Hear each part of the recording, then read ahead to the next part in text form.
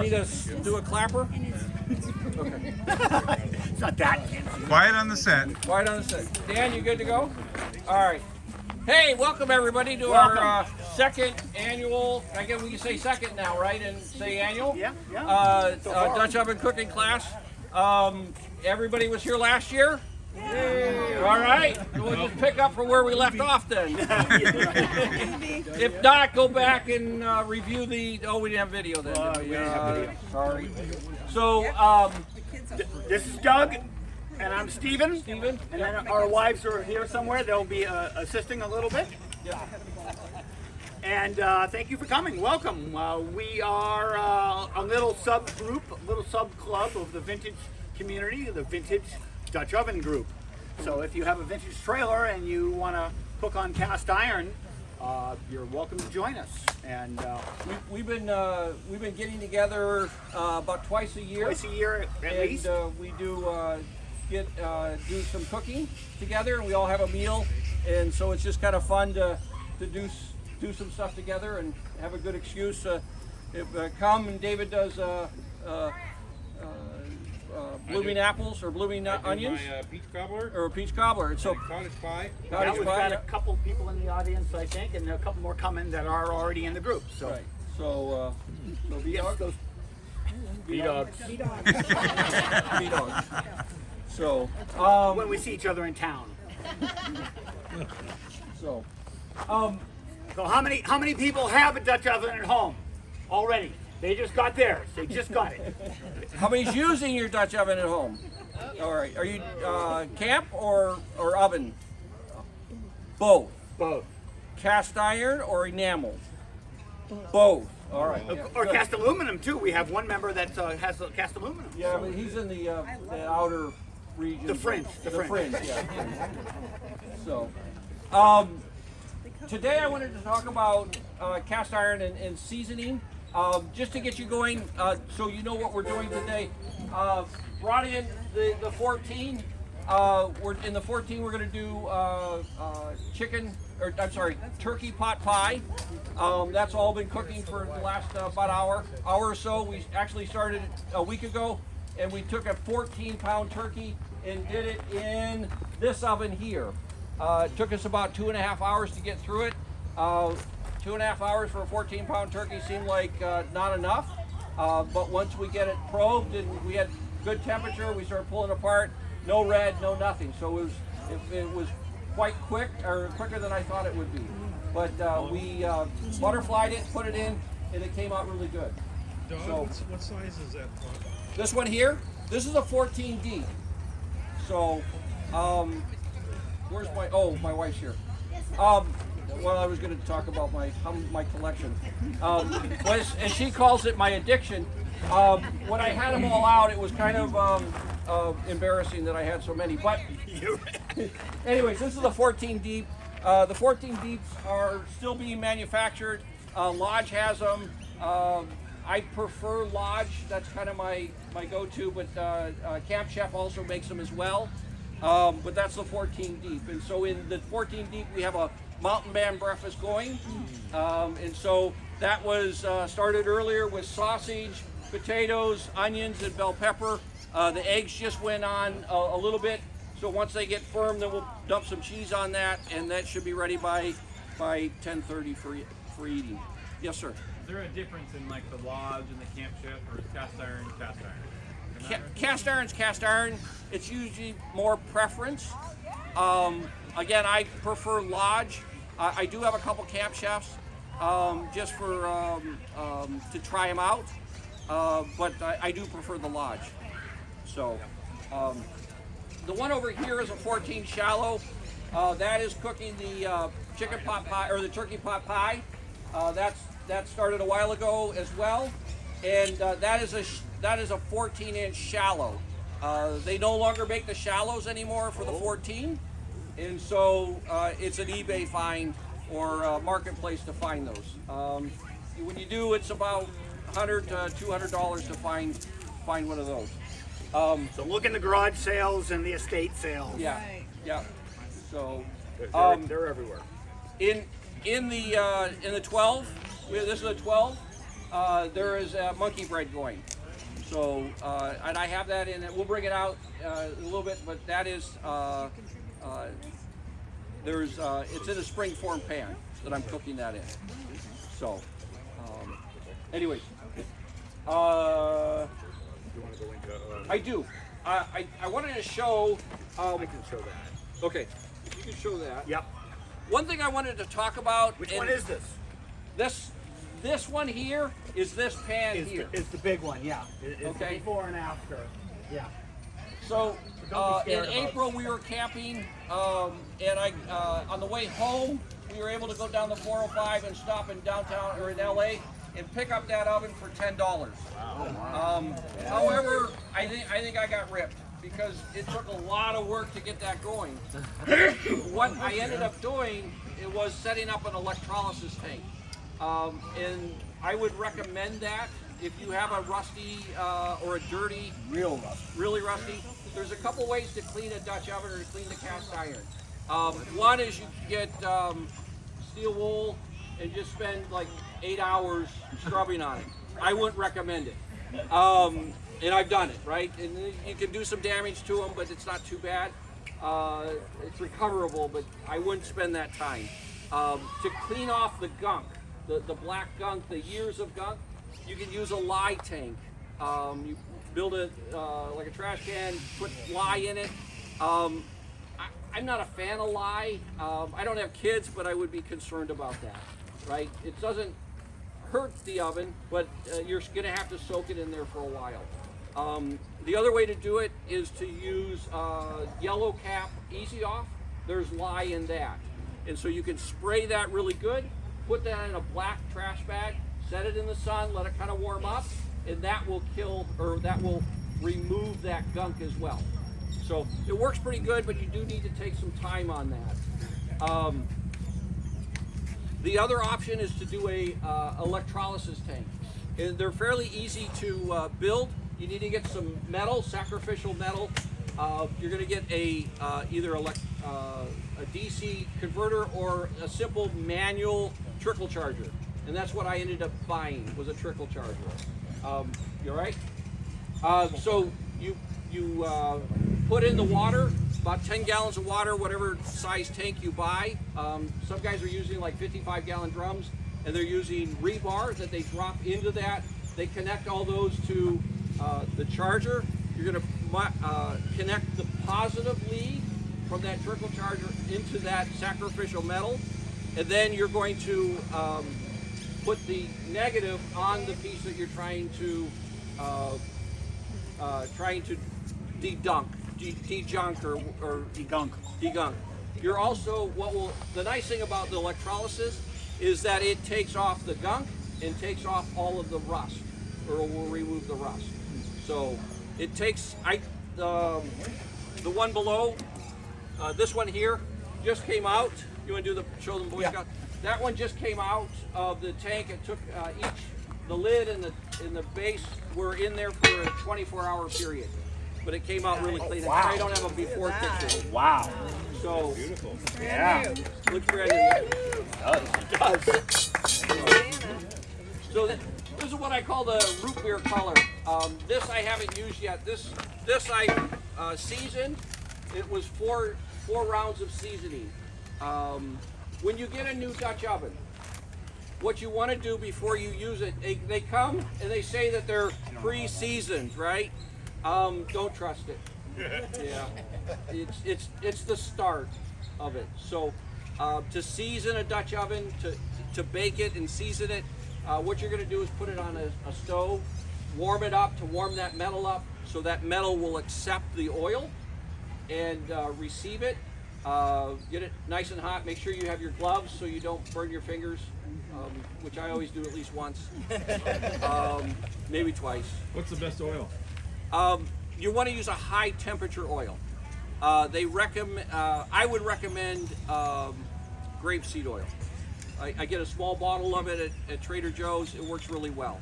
Avocado oil is really good, and also you can use olive oil, but I like the avocado or the grapeseed oil. That's my preference. Of course, I'm not a fan, but Crisco always works really well too. But I don't know that I would use a Crisco. Why is that? A lot of times, the old timers, Why is that? I would like a more natural oil. Yeah, Nice. yeah, cleaner oil, right? Crisco is one. What do they say? One molecule away from plastic.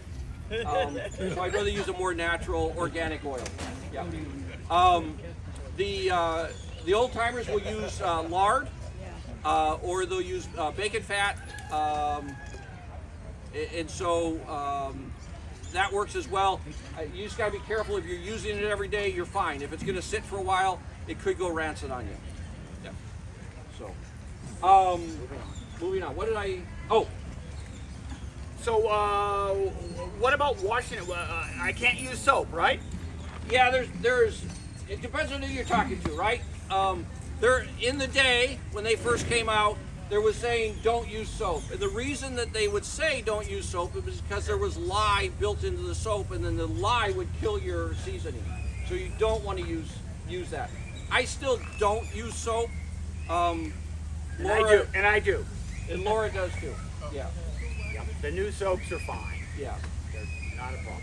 Yeah. So when you season it, you said you sometimes season it 4 times. Yeah. So you bring it up to temp, you put the oil on, and then what do you I'm sorry, I didn't finish, did I? Oh man, I'm bad. Ay. Detailed. That ADD's kicking in. I'm sorry. All right, so when you're seasoning a Dutch oven, right, you're going to put it on the stove, you're going to warm it up, you're going to wipe it with oil. And then you're going to act like you made a mistake. And you're going to try and wipe as much of that oil off as possible. You want to, you can leave it, but what will happen, it'll build up quicker. And you want to slowly do it. So you want to wipe it off as much as possible because it'll leave gunky stuff on it. So wipe it off. You're going to put it in the stove, in the oven. When I start the stove, I start the oven at 400 degrees. The range is like 350 to 450. My sweet spot is 400. At that point, you're going to put fans in the kitchen and in the dining room, because when the wife comes home, Laura, she's going to smell something, and you don't want it to be too toxic, right? She'll smell it anyways, but so you want the fans to start going. And so put it in the oven upside down. Once it gets to temp, to 400 degrees, I set a timer for 1 hour, and I let it cook for 1 hour. If I'm only doing that group, I'll put it in, turn the oven on to 400. At the timer goes off, and then at that point I turn the oven off and leave everything alone. Let it sit. Sometimes I'm doing 2 or 3 batches of cast iron at the same time, and so I'll let it sit for a while. Then as soon as it's cool enough, I'll pull it out, put it on the stove, and then put the next group in. So, and I do that 4 times. At a minimum, you want to do it at a minimum 4 times. So for that whole process? That whole process. Yeah, that whole process. Okay. Did I forget anything else? Nope. Okay. That's just one time, Doug? You only need to do that one time? I do it 4 times. He does it 4 But I times. mean, is it for the life of the I do it 2 or 3. Yeah. And it depends on on how bad, if it's brand new, or if it started off rusty like that picture. Yeah. The other day I was looking at my 14 shallow, and I wasn't happy with how it was looking, so I ran it through 1 more time. So as it, I noticed when I'm, this one here, that I'm starting to see, because I stack one on top of the other, I'm starting to see a little bit of rust forming. So I'll get a little vinegar, get that rust off, and then I'll season it again. So, Doug, just for the benefit of the group, when it's new, you season it per your detail. yes, And then after you use it each time, you boil it yes. and then get it up to temp and then kind of wipe off some of the excess, or how do you do it? So when you have a new oven, I'm sorry, once you've used the oven, there's a couple ways to clean it. How do you clean it? Do you use the salt? If it's really baked on and you need an aggregate, then I'll use salt. Okay. If I've cooked, better than usual, it can just be a wipeout. Yeah. A wipeout and then just a little extra oil, just to kind of give it a little bit. I'll let it cool. Remember, it's cast iron. And so if, Don't put it under the water. right? Right. Unless the water's super hot. If you go, it's the extremes. Hot to cold, cold to hot, right? It'll crack, it'll break, and then you've ruined your piece. So let it cool. Sometimes I'll turn the spigot on and make it hot, and then especially if I need to clean it pretty quick, and then I'll put it underneath there. It still sizzles, but it's hot to hot, and it's not so bad. But when I'm done, depends if I'm doing sugary stuff or just eggs. It just goes underneath that warm water. I have a brush, a stiff brush, and I'll just brush the bottom. After a couple minutes of brushing, all of those bits and just flake off, and I'm ready to go. I'll test it with my hand. I don't use soap unless I'm using something very greasy, like if I'm boiling or frying something. Then I'll use a little bit of soap to kind of, usually on the outside. Once it's clean, then it goes back on the stove, and I use it to dry that humidity out of there. I burn the humidity off, always. And occasionally, most of the time, I'll give a little spritz of oil or the grapeseed oil, and go ahead and do that as well. So I think we need to take a little break and test. She's over here. Okay. All right. Yeah. Most of my stuff did not come from Lodge. It's after the apple. They're again garage sales, estate sales, things like that. So those handles, are you making those yourself? No, we find them. You find them. Go to Amazon. Go to Kent Rollins has a great. He's a great cowboy chef, and he's got products that he sells. But you'll see once you start looking, you'll really start seeing them everywhere. Now the last thing I did get from Lodge was this cool little combo cooker, and it was fairly inexpensive, and you end up with two pieces that you can work with. I think it was like $40 brand new from Lodge, and I thought I don't need it. But I need it. But I need it. Right. Quick eggs and bacon. So yeah, my wife did the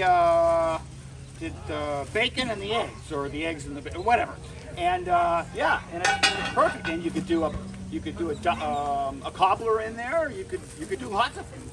So that's kind of a Good size. it's like about a 10-inch, I guess. That's a nice beef. And for two people, right. So there's if you can sign at Lodge, you can sign up for their emails. You get like one a week, and of course they want to sell you product, but they also give you free recipes and tips. And there's so much information at the Lodge site. Take advantage of it. It's all free. So, and some people will make their trivets, or you can buy the ones that fold down, so they're easier to store. And you got to have one of those, because once I take the lid off, and now I got to add something in, where do I put the lid? So that works. Okay, is that good? Do we want to take a cold off that? Yeah, I'll take the cold off. Okay. Did you cover all the? No. Okay. Explain what you're doing and why you're doing it. So,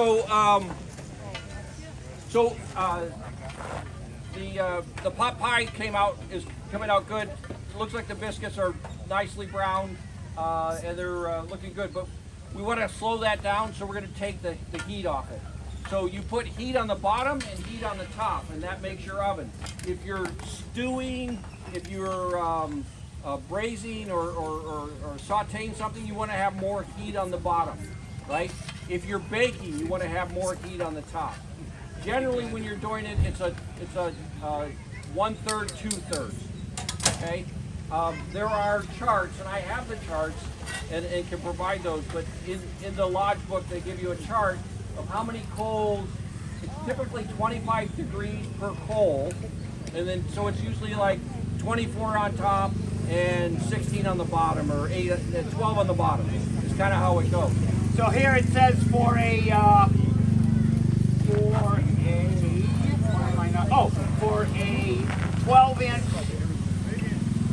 pot that's 6 inches deep, and if you want, you go to the temperature. You can take any recipe. If it says 350, then we'll go to 350, and then we'll pick our pot that we're using, and it'll tell you 14 coals on top and 7 coals on the bottom. I thought that was the thing that was going to stop me, but there it all is, and all this information is on websites that are easy to find. And then this little book just came with. I think when I bought the table, I got the book for free, and it tells everything that we've been talking about. So, okay, so simple question. You put the coals on top and the bottom. Do you have to replace the coals, or that's it? It depends on what you're cooking and how long you need to cook that for. So So you open it and you just kind of give it an eyeball to know if you need to add more? yeah. So on this, right, we know it's done. I should have had a quicker eyeball on this one, so I put some apples in it, and they got a little charge. But that's what I was pulling those off. You like to put cheese on? When you look at it, it's a monkey bread, and the center was still needing a little cook. So I pulled the coals off the edge and moved them to the center. We'll give it another 5 minutes, and that should do it. And I've done that with the turkey. I had a lot of coals on the top. The bottom wasn't cooking as quick as I wanted it to. And so I took my coals on top and moved them to the bottom to help regulate that. You have a Dutch oven pan that'll hold the turkey? Yes, yes, yeah. This oven, Oh, like a breast. no, Not the it whole. was. I did a 14-pound turkey in this last week. And you can spatchcock Oh, you them. part it out. I butterflied it. I just butterflied it and put it in. It fit. Yep. Really? If you got a big enough pan or a small enough turkey. Or 14 chicken. pound turkey, that's pretty good. It was a good size turkey. I was a little nervous. Yeah, you And- definitely want to practice that. Yeah. So you want to make sure that you're watching your temperature, you're watching your coals. If they start getting smaller, you'll need to add more to it. With the turkey, I think I did 3 rounds of coals. I kept adding coals to it because it took 2.5 hours to cook. So what are you doing the charcoal in while you're here? A Um, barbecue? Yeah, I have a little Weber, Okay. a little Jumbo Joe, and then the chimney and the fire starters. So I prefer these versus using wadded up newspaper. But these are just the tumbleweed that you put underneath it, and that starts them up. Okay. Yep. I just use wadded up newspaper. So you know, and then some of these will have a drop bottom. All you got to do is that, and they drop right out, or you just pour them out. If you're adding coals to yours for a long cook, do you have to restart new into the chimney, or can you set Yeah. them on top of the others? I always start them. No, start a new chimney. I already started a new chimney. So, yeah. Doug, speaking about that, when you replace coals, do you have to blow the ash off, or do you keep the ash on there when you add new coals? So when I was doing the turkey, I would do that because the ash is going to insulate and guard it.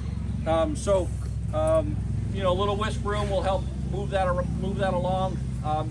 Those coals, even though they're teeny tiny small, they're still hot and they'll still burn and start your whisk on fire. So you don't want to do that. Your whisk broom. So. Been there, done that. Hence the logo. But so yeah, I would take them off. I would get the ash off, put the new coals on. I'd pick out those little gems of heat and put those back in. But yeah, it'll burn in that ash. Those little coals will burn several hours, and so you don't want to have a dumpster fire, right? So you don't want to just dump that into and get rid of it because those are still hot. So let it go late. Maybe put your hand on it, but be careful you don't burn yourself, right? And I don't want to deal with all this stuff where the food is, so I'm just going to leave it. Yeah. I'm not going to get near the food. So, I think we're melted. That's done. Yeah. Let's do this. So this is the turkey pot pie.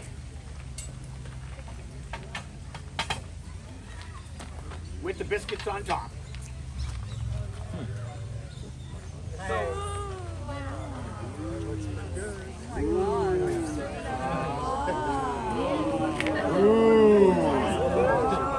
Here's your plate.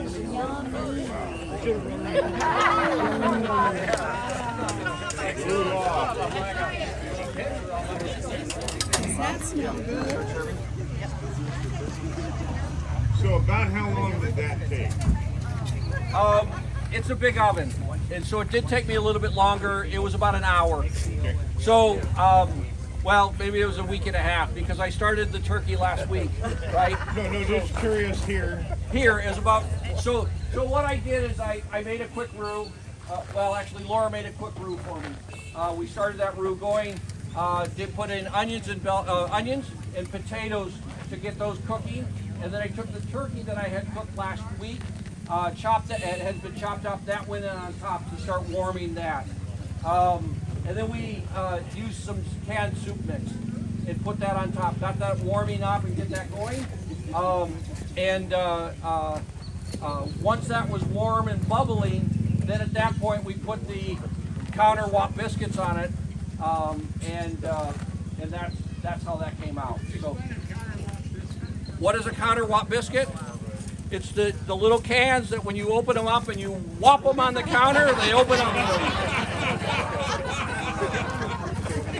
Now, is it cheating? Maybe, but it's easy to, it's a little bit easier. You're camping, you got kids running here and there. It's twisting that way. It's a little bit easier.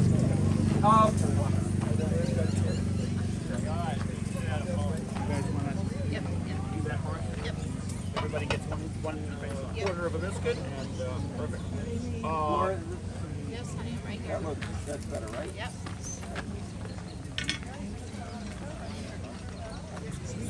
So don't be afraid to experiment and to try. I mean, we're not experts at this. We're learning as we go, and check out those recipe sites. And even This is the monkey bread. take any recipe and convert it. Monkey bread? Cinnamon monkey bread.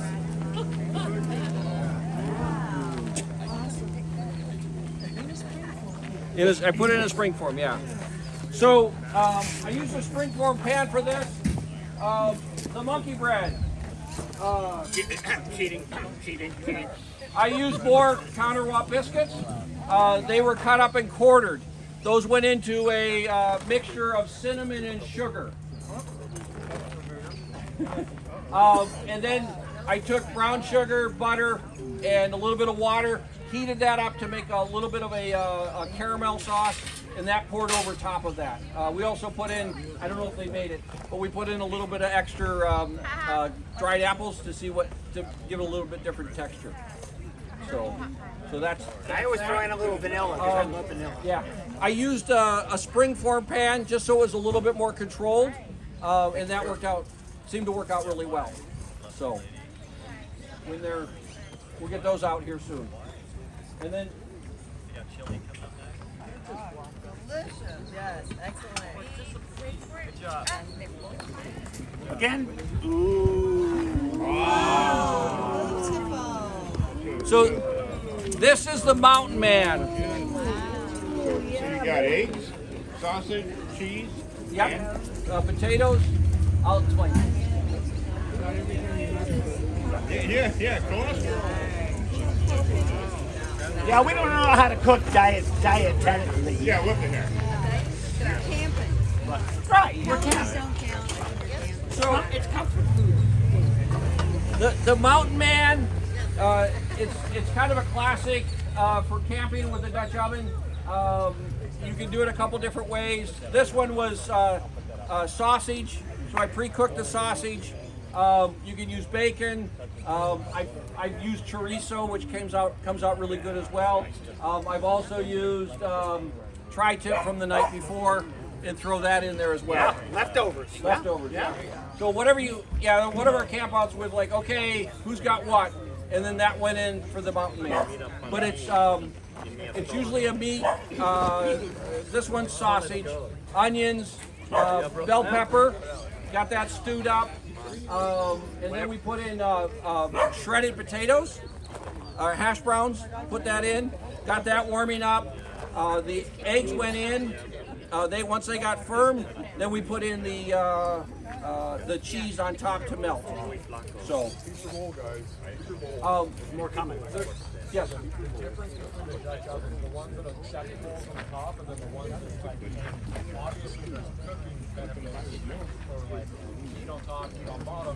I'll take it. You got it? Yeah. Okay. Right. A true Dutch oven does have the lid that you can put the coals on. The one I've got hanging on the tripod is really just a stew pot. So you can't. I've done it, but in a pinch, you can't get the coals on top. But you can use it because you can always put a trivet underneath it because it doesn't have feet. You can still use it. But that was basically my chili pot for years, under a wood fire with the tripod, or with one like this. And then you just have different S hooks for different things to get it closer or further away from the fire. Much more difficult. You got it. And count. Keep your bowls. Yep. Somebody I don't remember who it was, but last year they recommended taking like an aluminum pan, the cheap aluminum pan you get at the market, and you can punch a hole in it, put it in the thing, and then you can put the coals on top, just so they don't fall off. Because when you lift it up, one's going to fall off. Yeah, you don't want your coal in the food. So the other variation on the Mountain Man would be to go ahead and the night before, it takes a little bit of work, but you do a cherry crisp, right? Cherry crisp is 2 cans of pie filling, a box of cake mix, dry cake mix. You pour that on top, and then you melt a cup of butter. There you go. You take a cup of butter. You pour it. Yep. You pour the cup of butter on top of the dry cake mix, and you bake it for 20 minutes, 20 to 30 minutes. Yeah. So the variation on that is you eat the cherry crisp, but you leave all the stuff leftovers inside the pan, and then you pour this. The next morning, you put in the sausage, you put in the potatoes, and so it has that little sweet, salty taste, which is really good too. So tonight for the big shindig right here on the road. Yeah, but don't tell anybody. Don't tell anybody. Okay. But we're going to be doing maybe 4 of those. So we'll be handing out some little niblets tonight also. I think we're going to have a peach cobbler. I'm going to make my double berry cobbler. Somebody's going to make a peach cake. Right. And you're going to make a cherry cobbler? I may make a cherry cobbler, but I'm going to make black forest cake as well. Nice. Okay. So on the other side, we'll have some little niblets for people tonight. Yeah. But don't tell anybody. Yeah, don't. About 7 o'clock. So keep coming by to make sure if we're ready or not. 7 Yep. to 9. And those are all, so just dump it in and cook it. They're so easy. Yeah. It's just so fun to do. These took us a little while to add the ingredients and time it, and then add some ingredients but it's not that bad. Wow. So while you're talking about all that, what do you not want to cook? Like a tomato base? So yes, you don't want to boil anything. So you wouldn't want to use it to boil corn or to boil eggs, right? You use your stainless steel, your enamel thing. You don't want to boil. What will happen is that water will get in and it'll start leaching away the seasoning, and so your soup or whatever will be black and oily. You wouldn't want to start from a fresh tomato and boil that tomato down or cook that tomato down to make like a spaghetti sauce. Or I'm gonna keep that one to myself. Okay, sounds good. Now, A what? chili. A chili. You can do chili in there all day long. Yeah. Yep. Do a chili. Do baked beans. There's not a lot of tomatoes. It's not like you're boiling down a tomato for spaghetti sauce. Okay. So that's fine. Now, the cast irons, the properties of cast irons, and my lovely wife, Laura, has been a benefit of cast iron. Her iron level was really low. She didn't have good iron. The doctor was saying you need to take iron, you need it. And this isn't medically proven.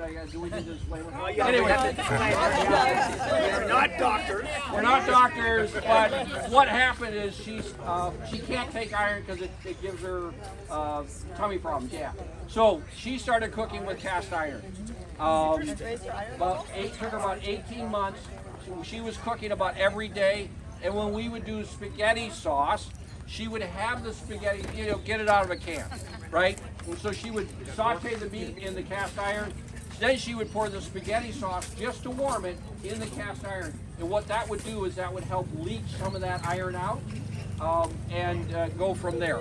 The doctor, the last visit she went to 2 months ago, he looked at her blood level, her charts, and I don't know if he said it this way, but it's funner to say it this way. For a woman of your age, your iron level is really good. So, anyways, her iron level went up considerably at a really good level. So we can do that. That's a good idea to do it that way, and that helps build that. Right? Sure. One person had a question, I'm sorry to go back, but on the briquettes, are there any better coals than others? Not really. We're using the basic Kingsford, but if you get some of the other ones, they all work. It's very forgiving. There's a couple ways. There's several ways to do it, right? Coals, the Kingsford coals are pretty consistent. Or briquettes are pretty consistent. So you know what you're going to get. Just start using them, and then you'll know how long to make them last or how well they do. So, but the briquettes are a little bit easier to use. You can get lump coal or lump. Usually that's bigger chunks. They're not as consistent, and so you're going to have to fuss with it a little bit more. Sometimes that's fun, right? You're there, and it gives you something to do. You can also use wood. So you would burn down the wood, get that to an ash, and then you'll want to bring in one of the guys I watch. He has a shovel, a flat shovel, and he drills holes in it so that he can get that ash out of there, and then he'll put that on top. Do you use thermometers at all? Like I don't. I keep threatening to buy one, but I haven't yet. those remote ones, so you put a wire in there and Yeah, you could. You mean to check the Yeah. temperature of the meat? yeah. For meats and for maybe just to see the inside the temperature of the oven Yeah. itself. The question was, do we use thermometers? For this, it's more by sight. If you're baking or cooking, it's by sight. The turkey, we did use a thermometer to make sure that it was done. And I have one that I could put in there. There is one that's remote. The Camp Chef does actually have a slot in the lid, so that wire can go in and out. Oh, wow. So you could use it. So Weber doesn't have that, or the Lodge doesn't have that, but the Camp Chef does. I haven't. Usually it's more by sight, and then I'll just use my instant read. So. Yes. A lot of the stuff just like ingredients, set it and forget it, or you taking the lid off and then roll the temperature and stirring. So as you're cooking with it, you can get hot spots. So they do recommend. There is recommendations that every 15 minutes you want to rotate them. So you pick up the lid, you rotate it 90 degrees. 90 degrees, you pick up the base and you rotate it the other direction 90 degrees. And that keeps everything kind of consistent. So, we were talking earlier, the number of coals that you can put on. I've kind of gone to the ring of fire method. And so I will put my coals, I'll line them up, and I'll have more coals than what's recommended on the outside of the lid. For the bottom, typically I'm not putting a lot of coals underneath tight. These I started, and because I needed to do a little bit of sauteing, I put coals underneath there. But typically I'm pulling them out and cutting them to the outer edge. It was a little chilly this morning, and so we needed a little bit more heat. So we were pushing those coals in to make them make it a little bit hotter for the stew. So. When you say you had the coals to bring the temperature up a little bit, does it take a certain amount of minutes to bring that temperature up, or does it cool it down once you put in those? Can we add in oil when we're frying? Yeah, it's cast iron, so it does take a little bit of time to warm. So if you need to add coals, it will take a little bit of time, and then if you remove it, it's gonna hold that temperature quite well, and it'll take time to remove that temp. So that takes too much time then to add the temperature when you're adding the coals. Right. Okay. Right. There's 5 minutes maybe. It's not going to be instant. It's not like working with copper. Copper's pretty quick, right? Hot or cold. Yes. Don't miss out on this. The Mountain Man. Everybody get Mountain? Nobody got Mountain Man. Ready for Mountain Man? Mountain Man breakfast? We kind of did it in reverse. This is perfect. We should have started with that one, but oh well. What do you want?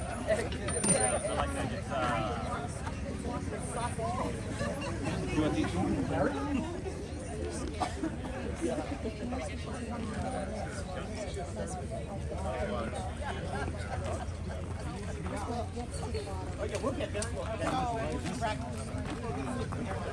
They're going to serve some more. So. Give them back. Give them back. Any other questions?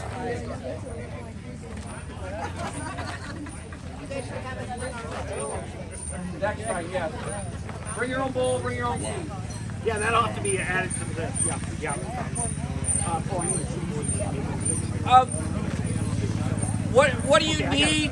I guess one thing that comes to mind for me is what do you need to do Dutch oven cooking, right? Well, first off, you need a Dutch oven, right?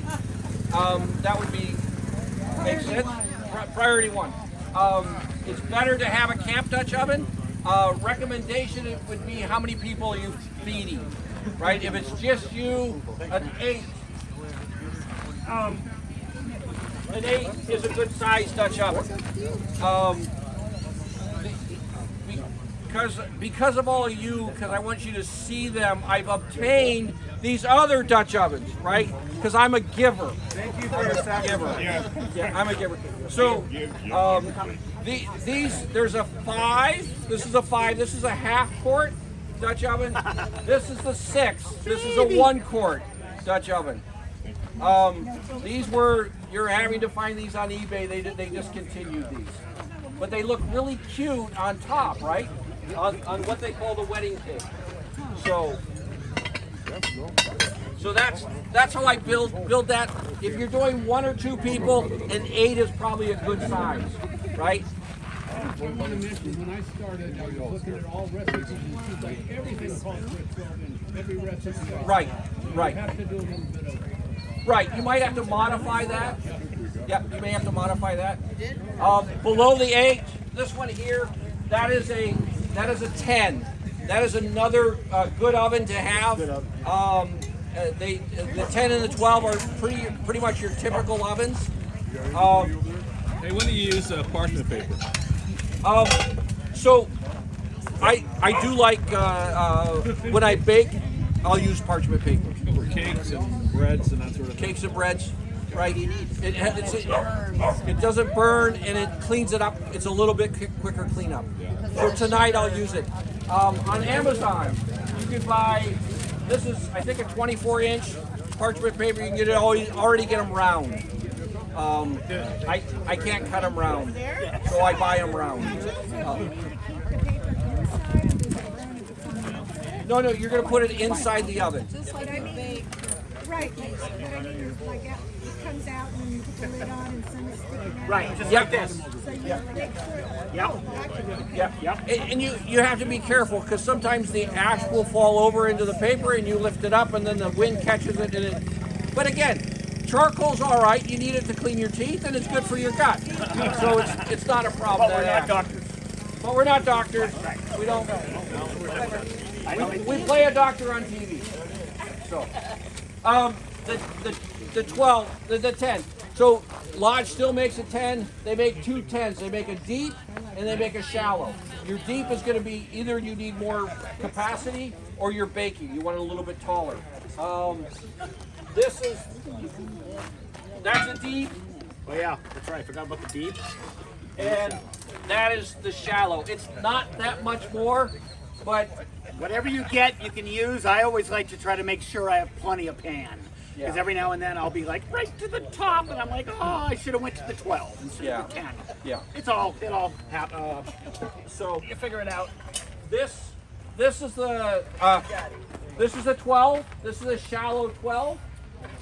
This is the deep. I guess I don't need to go to the gym anymore. Oh, this is the so yeah. So you can stack them up. This is a wedding cake. this is wedding cake. And that would go on top, and we would just keep on. So, and then it's the 14s. It's the 14s. What?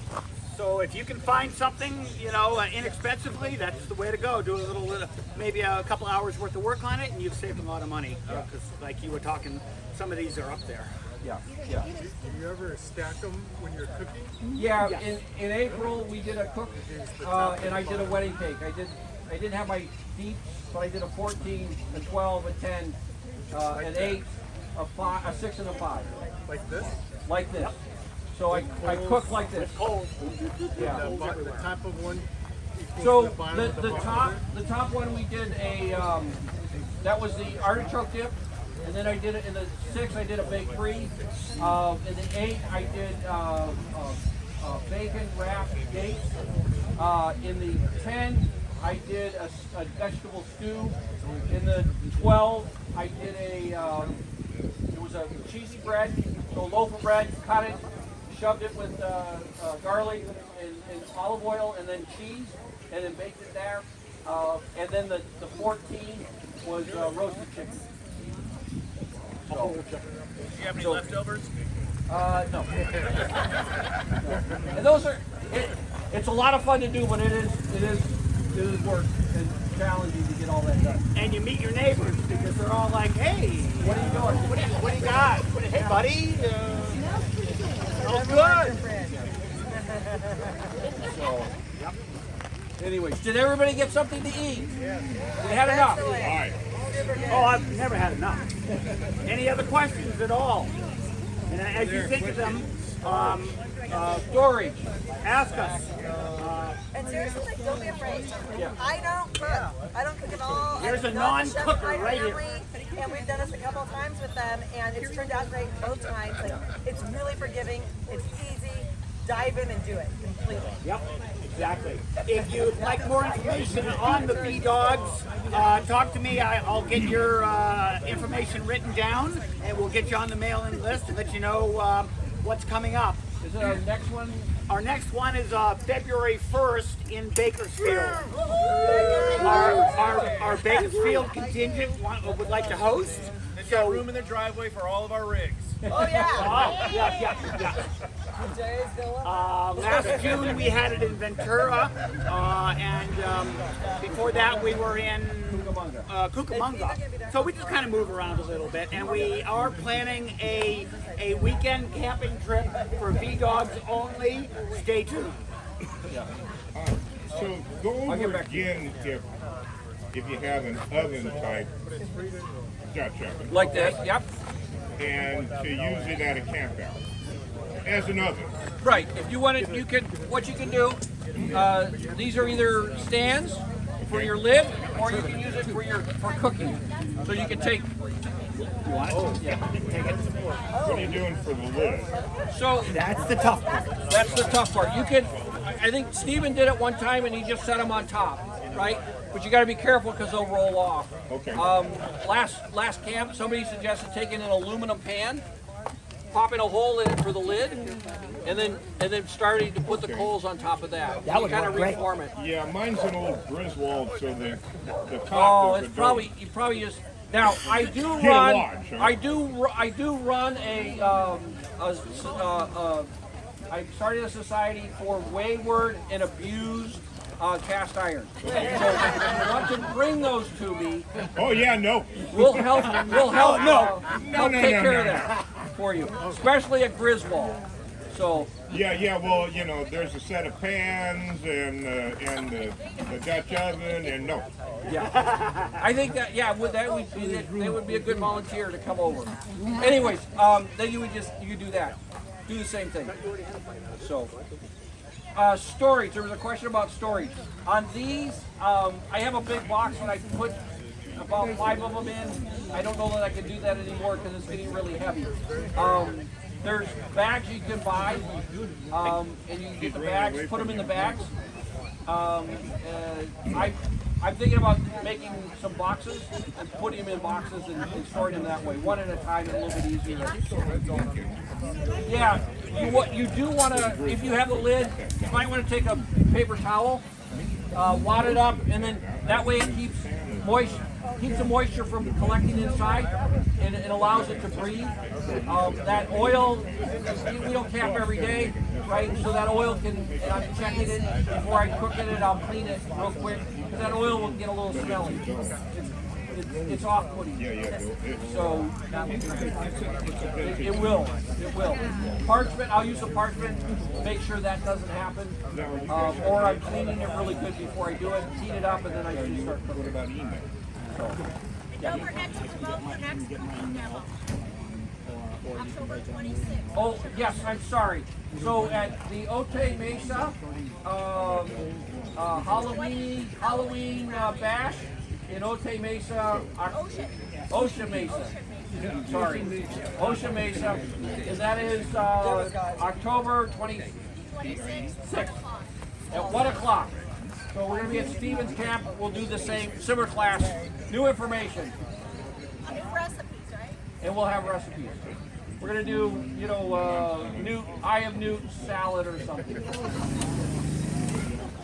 Monster Man. No, it's not going to be the mountain man, it's going to be the Monster Man. Monster Man. So, if you didn't get enough to eat, there's still a little bit if you want to come by. Thank you. I think. Thank you for coming. Go be dog. Be dog. Thank you. I'll be here through tomorrow morning. So if you have any questions, swing on by.